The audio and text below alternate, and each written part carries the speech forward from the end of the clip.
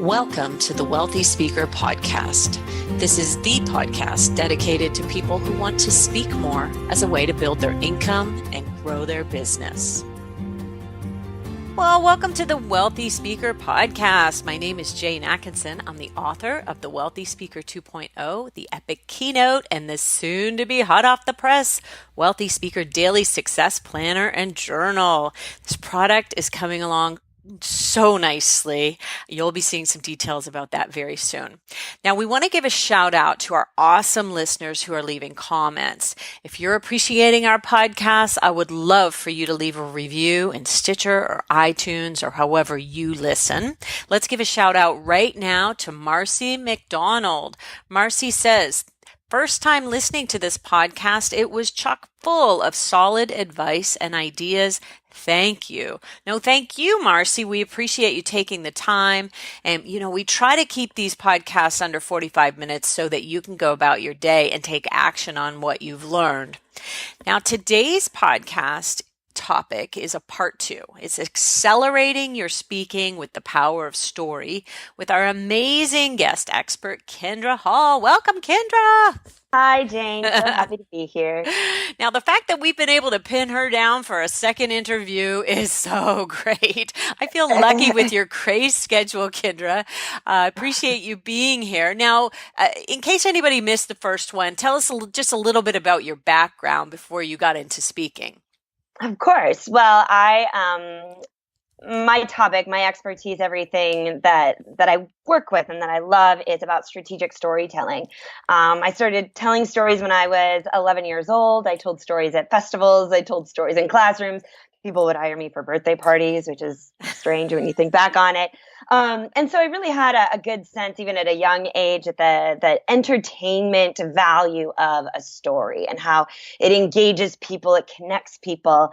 But I didn't really realize the true strategic power of stories until I started progressing through my education and my career. So my master's thesis was on the role of storytelling in organizational socialization, how company cultures are developed not based on the manuals that they hand out, but the stories that are told. As director of marketing, VP of sales, and it was all about the stories. And so in the end, I realized that, what was so funny about it is if that's the most important part, the stories, it was so obvious.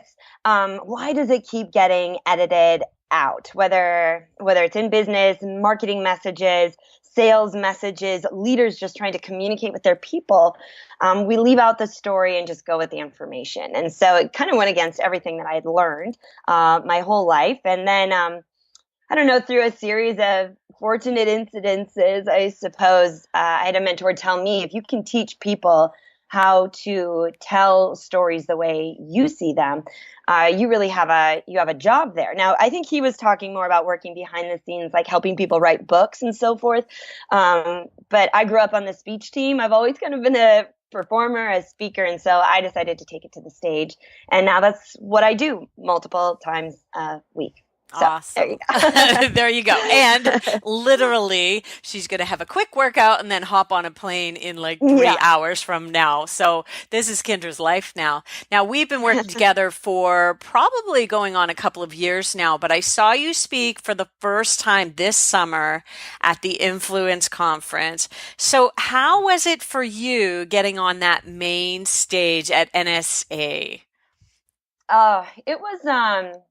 It was an interesting thing. For one reason, I feel like I was really fortunate. And I know in this conversation, we'll get into this, but things have happened so quickly for me that I didn't even really have the opportunity to set the goal. I'm a very goal-oriented person.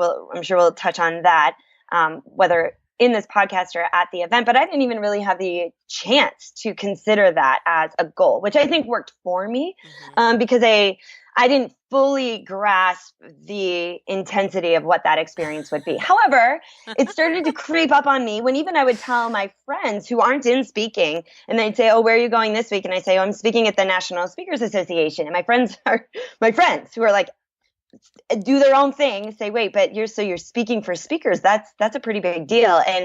And so in the weeks leading up to it, I went to what my husband calls my dark place, where I just get nervous and I don't even really realize that I'm nervous. And it is because I care, and it's a pretty intimidating experience to speak for people who speak. And I know how I listen to speakers as a speaker.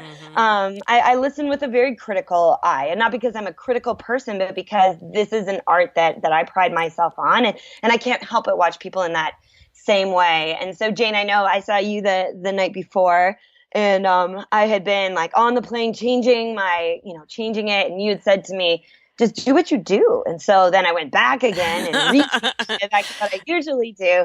And then it really ended up being I think what will go down as a really important highlight in my career. It's kind of like having your golden birthday, though, when you're like 3 years old and you don't. Like, I feel like maybe a little bit later would have been beneficial too, but it was pretty. You might have been more nervous had you built it up more in your mind. And I have to say, this screen that they had at the conference was just breathtaking. And it felt to me like, I know you do a lot of really big stages anyway in stadiums with thousands and thousands of people. I just Right. thought, what a great, great venue to showcase to your peers. And you nailed it. I think somebody on Facebook said something that can we all just agree that the entire NSA community has a collective crush on Kindra Hall? It was a lovely, lovely statement. I'll take it. I need to find a screenshot and send it to my husband. But actually, that brings up a point, because a lot of people, when they go to high stakes presentations, they feel like suddenly their material that got them there isn't enough. And your information and your storytelling techniques are actually perfect. And that's why we have you coming into NSA, not only to tell your success story, but to share these amazing and go deep into these storytelling techniques. So let's talk about those, kind of top 3 ideas that you shared with us at NSA, and just kind of unpack those a little bit.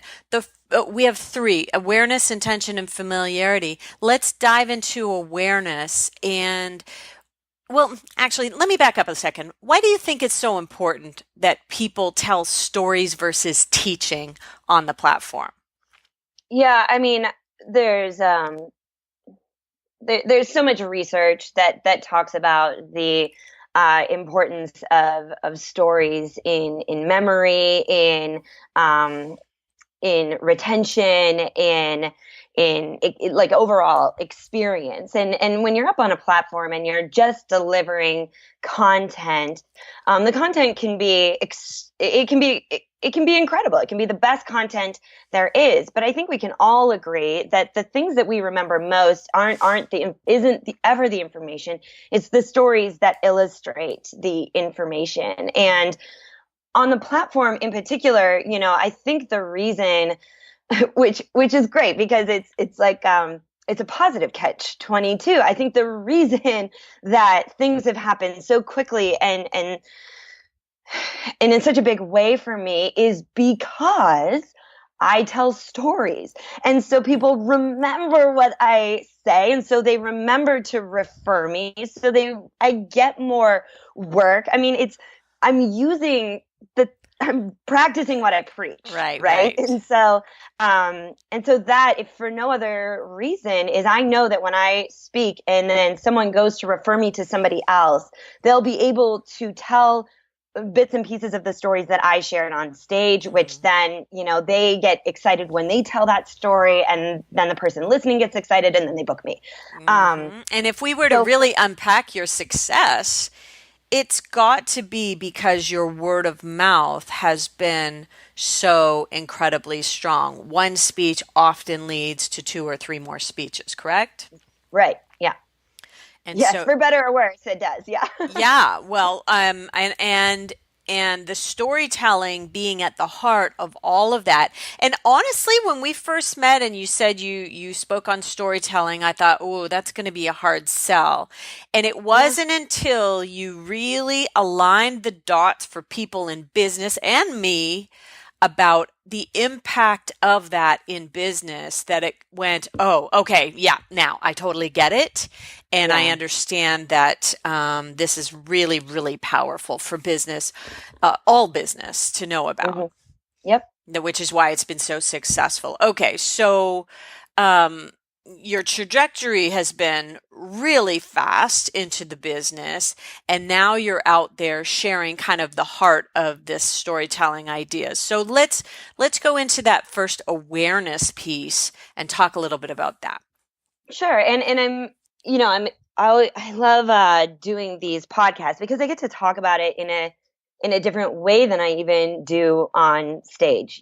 Because this is a conversation. So, though this isn't exactly how I talked about it at NSA or how I will talk about it when we're together in November at Accelerate, I really think that strategic storytelling, first and foremost, starts with awareness. And that awareness is that you, I mean, it sounds really simple, which is why it's kind of funny. The awareness that you do have stories to tell, one, and B, that it's the most important thing you can do. I worked with a speaker before I started speaking, and he prided himself on the really great content that he had, and that it was no fluff, and that it was really straightforward. But more and more often we're getting evaluations from the events that we speak at from our audiences, and he was getting outranked by other speakers who were just telling stories, as he said. And to his credit, he realized, like, wait a minute, I'm missing this. I need to work on this as well. And so that was the first step in his awareness. And then B, that you have stories, that stories are happening all around you.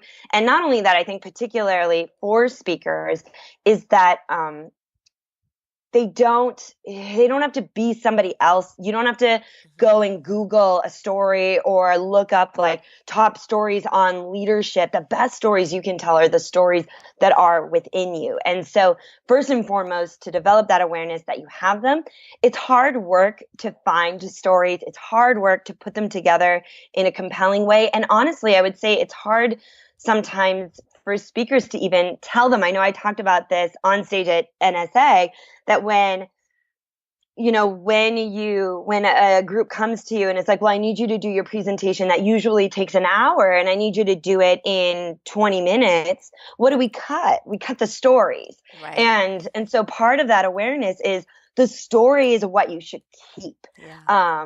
And so awareness really is the first step in maximizing your stories and really telling them. Yeah. I remember, and I'm not sure if it was Mark Sanborn or Victoria Labalme who said, people aren't going to remember leadership point number 3, but they No. are going to remember the story about you playing by the ocean with your little kid that day, and something happened that led to a leadership realization. It's Exactly. so, you might paint the picture, and we'll talk a little bit about painting the picture. In fact, let's go next to intention and Mhm. and talk to us what you mean by intention.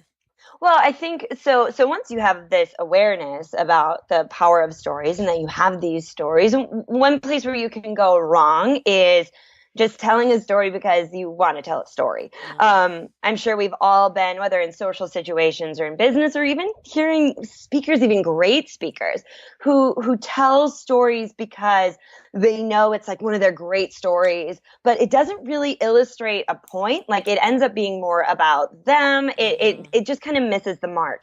And so the next step after you have this awareness about your stories is really your intention with the story. What message is it there to illustrate? What do you want your audience to think, feel, know, or do as a result of hearing this story? Now, what's great about intention is it does limit you. I mean, it does.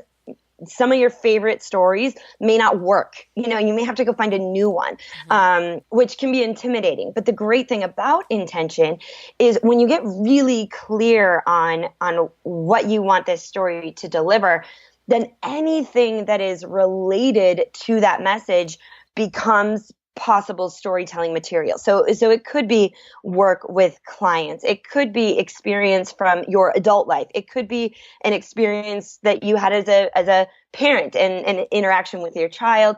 All of those things are possible, but the measurement is, does this support the message I want to deliver? And I gotta say, like, I've heard stories from very skilled speakers, and they do a great job with the story, but at the end of it, you're like, What was the point? why did they tell me that story? Like, I just don't get it. Yeah. And so that's the next key step with storytelling, is to really make sure, and that requires testing it, like making sure that it is. So all of that comes into play. Making sure it's hitting. Do you think, how important is it to add, okay, so what I was thinking, if I'm a seasoned speaker and I have some stories that have really been effective for me, well, what if I break them down and realize that the reason this story was so effective was because it was funny and this and this and this, then transfer it to the new idea, right? How important do you think being funny is on the platform? Well, so that kind of moves us to our third point. Can we move there? Which is familiarity. Okay. And so that's what, so people will say, like, oh, you're so funny. And I don't consider myself a funny person. Like, I am not, that is not like, I don't stress about being funny or not. Mm-hmm. Like, people will kind of chuckle when I speak, but they aren't rolling on the ground. Like, that's not the kind of speaker I am. Mm-hmm. And so I think you have to be authentic to who you are. If you try to be funny and you're not a funny person, like, don't get all caught up in that. What you should be caught up in is, with your stories, is being familiar. Mm-hmm. And because if you're familiar and you're telling stories that's a reason people chuckle when I tell stories. It's not because I'm being funny. It's because they're life situations that they too have experienced. And so the humor in it comes from them looking back on whatever it is. It doesn't come from me, which in that way makes it even more real. It makes it even more memorable. Like, it is not about me when I'm on the stage. I'm the conduit for the message, right? It's about them. And so instead of focusing on being funny first and foremost, you should focus on being familiar. So I said, like, one of the stories that I have a couple stories that I start my keynotes with, right? And the one that I shared at NSA, and likely will be the story that I start with Accelerate. The setting is in a physics classroom in high school. Now, I had one a mentor say to me that was a mistake, because already when I get up on stage, people think that I'm too young, or that I'm, whatever. So I need to tell a more serious story about being in business.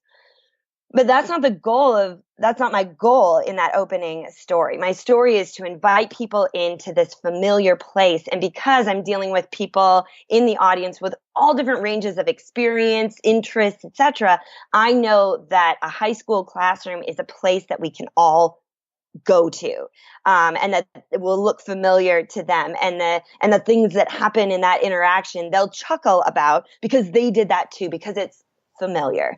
So I think that's one of the great strengths of strategic storytelling, particularly for speakers, particularly for speakers who don't consider themselves funny and stress out about that. You don't have to be funny, be familiar. Right. Does that make sense? Absolutely. I'm so glad that this is being recorded. I'm like, ooh, can you send me this? I'm like, oh, wait, that's the whole point of this conversation.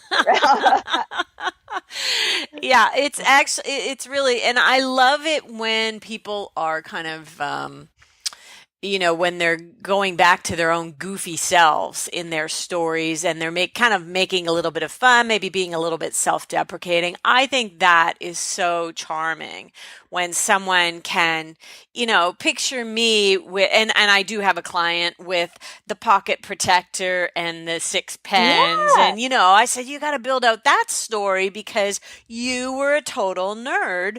And everybody can imagine, if you push the glasses up on your face, visually they're getting this picture of you being the nerd. And then you go into the story about how this program that you went on to sell became such a success. And so I think that's so fun. Well, I think that awareness, and intention and familiarity are three really amazing keys for people to keep in mind when they are telling their stories. When it comes to lining this up, okay, so I'm a professional speaker and I'm moving myself out into the market, or I've been in the market for a while and I realize, okay, I need to take it to the next level.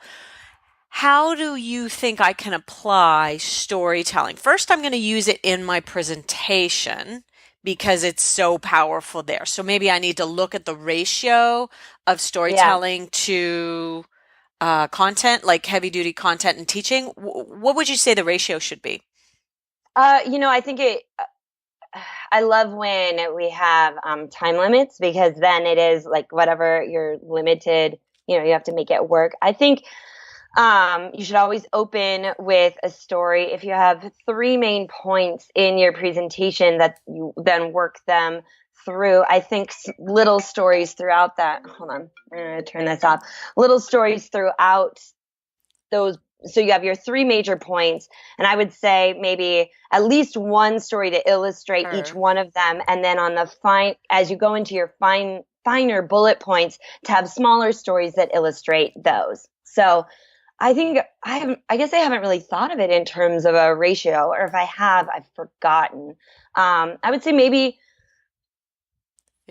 50-50, I don't know, 60-40, 60-40. I would say even like, but 60 40 stories. stories, Oh, 40 40 story. stories. Okay. If you're telling really good stories, Yeah. if you're telling, that's why the ratio doesn't really Yeah. help. And Like, it may end up being I'm just trying to get people to be thinking about this a little bit differently. Okay, so that's one of the ways that you have been so successful on the platform is because you're getting 2 to 3 spin-off from every engagement because you're telling a lot of stories that people can engage with and relate to, and they're able to then go and tell other people about your presentation. That's I think that we might have just hit the nail on the head in terms of people who are doing well, but not quite as well as they could be. It's because people don't have the words to tell other people about what they saw. yeah, You have to make it that's easy for actually, them.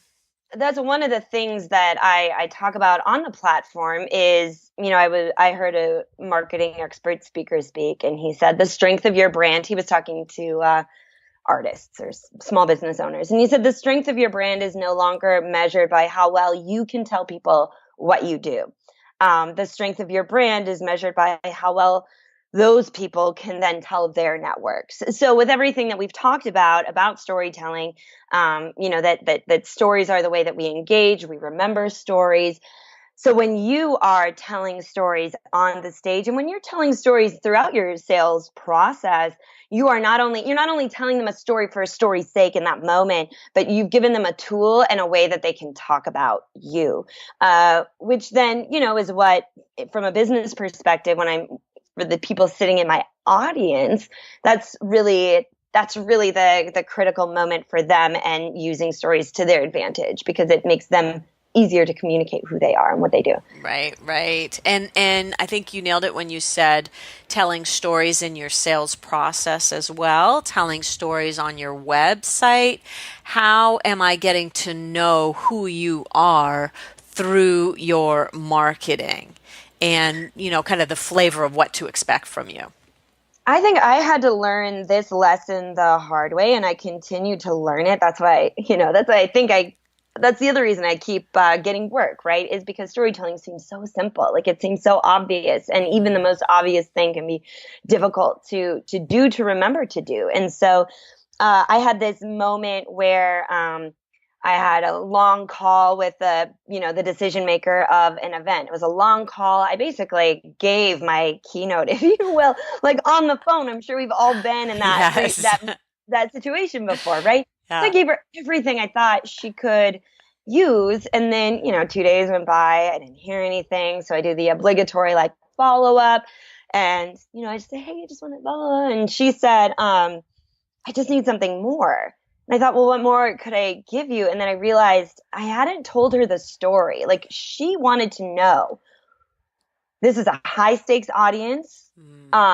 It's always a high stakes audience when it's the event planner. And she did not have the story she needed to know that her people were going to walk out of that room when my 45 minutes was over and be like, that was awesome. It paid for the whole trip. Like, this is amazing.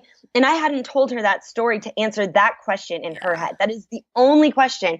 It's not the only question, but that is the biggest question your decision makers in the the people who are going to hire you or not hire you are asking themselves is this person going to deliver on stage? So when she said she wanted something more, it took me an hour and a half to write this email back. And it was just like a paragraph, and I told her the story. I had just gotten off the phone earlier that day with somebody who had seen me at an event who had said, honestly, when I saw your name and your title on the agenda, I kind of marked it as, oh, that's the session where I'll catch up on my email. That's the session where, because I've already heard people talk about storytelling. This is what this woman is telling me, which is great. And then, of course, her story was, I couldn't concentrate on anything other than what you were saying. This is the exact problem we've been trying to solve. You're the only person who has talked about it in this way. You made the trip worth it. So I just had that conversation with that woman who had been sitting in my audience earlier that day. So I wrote that story. I sent it to the woman who was making the decision on this new event. I got in the car, I went to the grocery store, and at a stoplight, I know you shouldn't check your emails when you're driving, but it was 5 minutes later. I had waited for that's what I needed. Yeah. And she said, "You're in." Yeah. And I was like, I'm going to buy champagne at the grocery store now. But it was, that's what I needed. Didn't tell her that story. So now when I'm on sales calls, whatever I know about the audience, like their industry, what the theme of their event is, anything I know, then I go through my catalog of different events that I've spoken at, audiences that I've served, and I look, but I don't just say, oh, I spoke at a tech event, a couple of months ago. I think tell back to a story about it. And now, once I made that shift on those sales calls, every single one of them books. Not every single one, but they book. Pretty close. Well, that is great. And as an aside, your fee continues to rise very quickly. That's going to be our next call, is when it will go up again. And you're able to do that with such confidence. Would you say that the fear has started to diminish? When you're first getting going in the industry, you're always worried that if I don't do it for the fee that they want, then I'm going to lose the business. And would you say that that is starting to just completely go away because they'll circle back to you? Yeah. No, I think that's the best thing that's happening right now is it's just having, before, what I could offer people, and I think it's true no matter where you are, it was a discovery process of what my value actually was. And now I'm pretty confident in what my value is today as it stands. And so I can have less fear about that and be more confident in my fee, raising my fee. And then the next step is really to discover what more value I can add.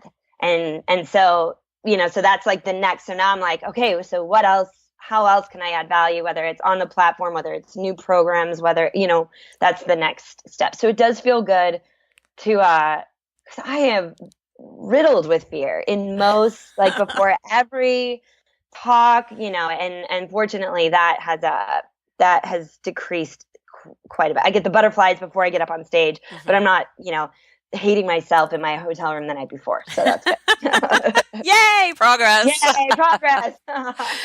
Well, I want to talk to everybody a little bit about November 17th to 19th. We have a program called Accelerate Live 2017.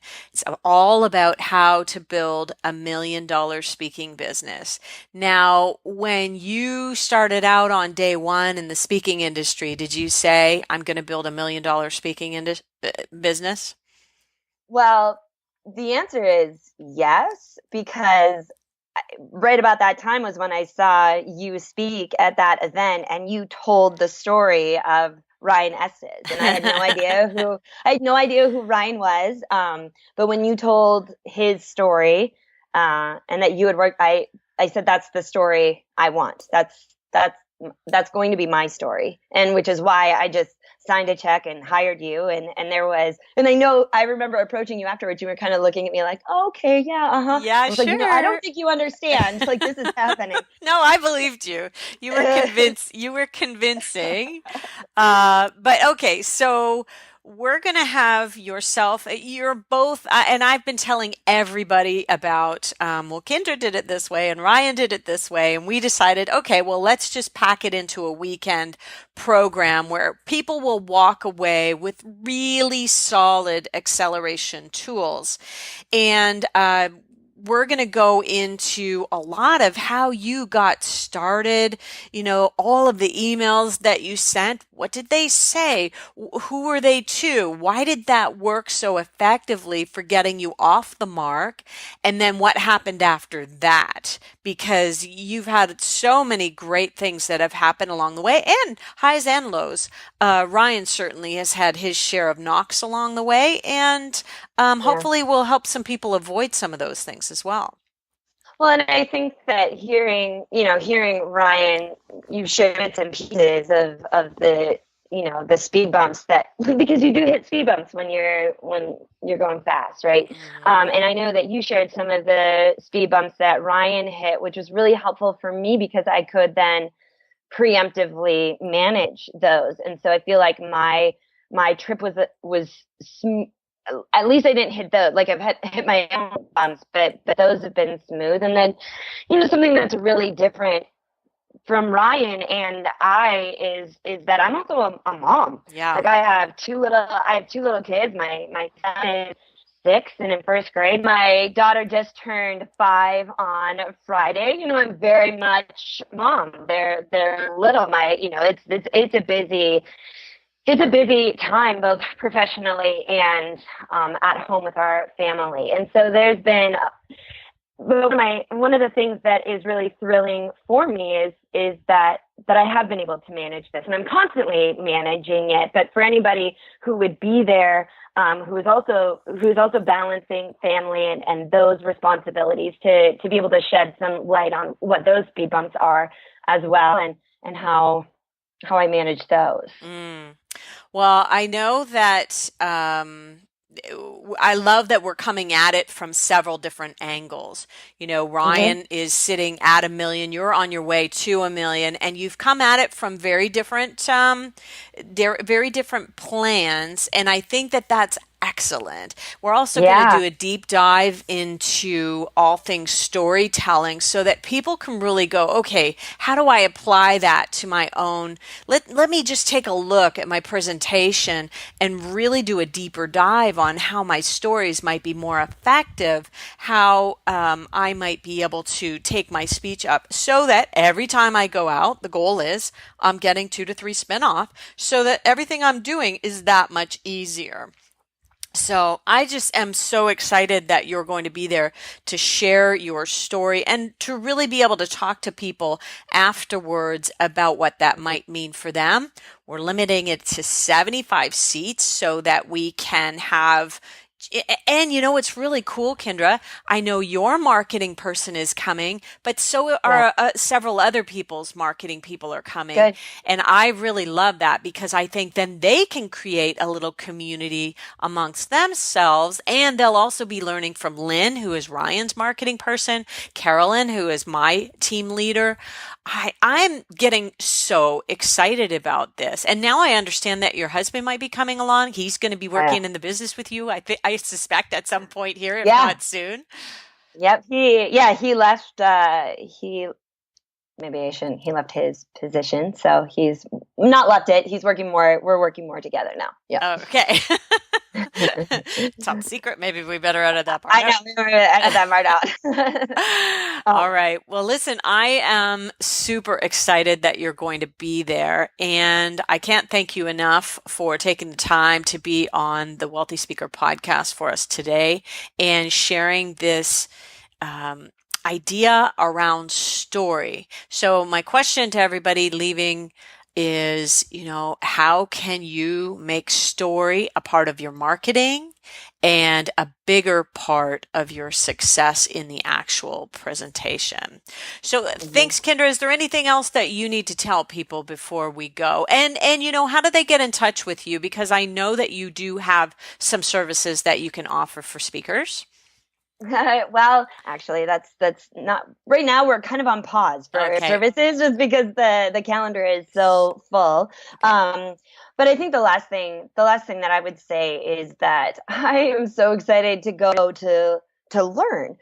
Right. Like I think that if I've learned anything about this, it's that I can't learn enough. And they're very, even just the smallest piece of knowledge that I've gotten from my friends who are speakers, who are a couple steps ahead of me, have meant huge things for the trajectory, for my skill, for the way that I see myself, the way that I manage this business. And so I'm excited to be there and share what I know. That's great. But more than anything, to be there to learn. I really, that's the thing I'm looking forward to most, Jane. I'm sorry if that's not what you were No, that's okay.